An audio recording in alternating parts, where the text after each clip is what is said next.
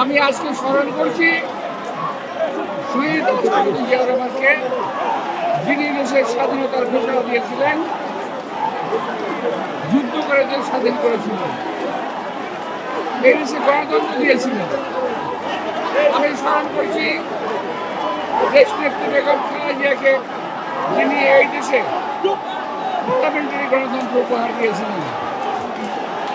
আমি ধন্যবাদ দিতে চাই আজকের এই বিজয় দিবসে, যার অনুপ্রেরণা, যার কাজে, যার কথায়,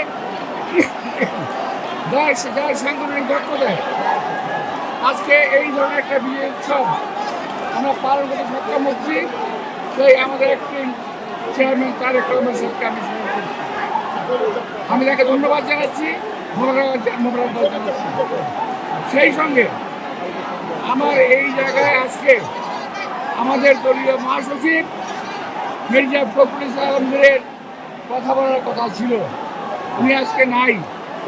কারণ উনি এই মুহূর্তে অসুস্থ অবস্থায় সিএমএইচে ভর্তি আছেন, সাভার সিএমএইচে ভর্তি আছেন।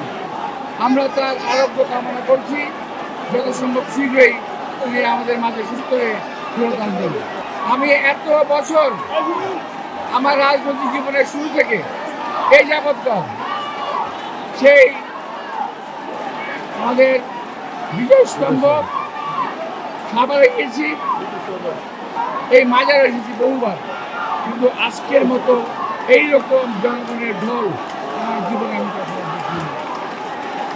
এর একটাই মাত্র কারণ, জনগণের বাদ ভাঙা উল্লাস। এই দেশের মানুষ স্বৈরাচার মুক্ত হয়েছে। এই দেশের মানুষ চায় এক স্বৈরাচার মুক্ত হয়ে আমরা যেন আরো কোনো স্বৈরাচার রাতে না করে যাই। এই দেশের মানুষ ভোটের অধিকার চায়। আমরা শুনেছি, আমরা দেখেছি, ভোটের কথা বললে, ইলেকশনের কথা বললে অনেকের মুখ বাঁকা হয়ে যায়। কিন্তু আমরা পরিষ্কার বলতে চাই, আমার নেতা তারেক রহমান সাহেব পরিষ্কার বলেছেন, আমাদেরকে কতদিন অপেক্ষা করতে হবে এইটা আমাদের একটু জানিয়ে দিন।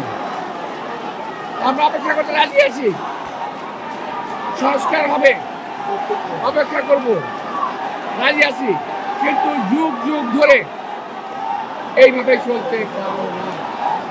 আজকে দেশের অর্থনৈতিক অবস্থা খারাপ, আজকে তার মানুষের দ্রব্যমূল্যের ঊর্ধ্বগতিতে না বিশ্বাস হয়েছে মানুষের। মানুষ আজকে পাশে রাস্তায় ঘুরছে, মানুষ কথা বলতে পারছে ঠিকই, কিন্তু দেশের মানুষের অভাবের টানা রয়ে গেছে।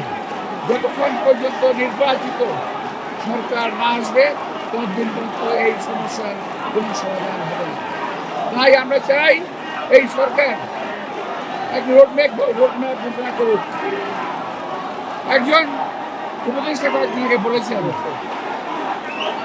আমি তার জবাব চাই না, যে 53 বছর রাজনৈতিক নেতৃবৃন্দ কি করেছে। আমরা বলতে চাই, আপনি রাজনীতি করেন না, সুতরাং রাজনৈতিক ব্যক্তিত্ব সম্পর্কে একটু দয়া করে সম্মান নিয়ে কথা বলবেন। একজন রাজনীতিবিদ একদিনে তৈরি হয়ে যায় না। দেশনেত্রী বেগম খালেদা জিয়া, তারেক রহমান কিংবা মির্জা ফখরুল ইসলাম আলমগীর কিংবা এই এখানে যারা দাঁড়িয়ে আছেন, এটা একদিনে তৈরি হয় না। সুতরাং রাজনৈতিক ব্যক্তিত্বরা যা বলে সেই কথাগুলোকে বোঝার চেষ্টা করেন, মানার চেষ্টা করেন। এই কথা ভাববেন না যে আমরা ক্ষমতায় যাওয়ার জন্য লড়াই করি।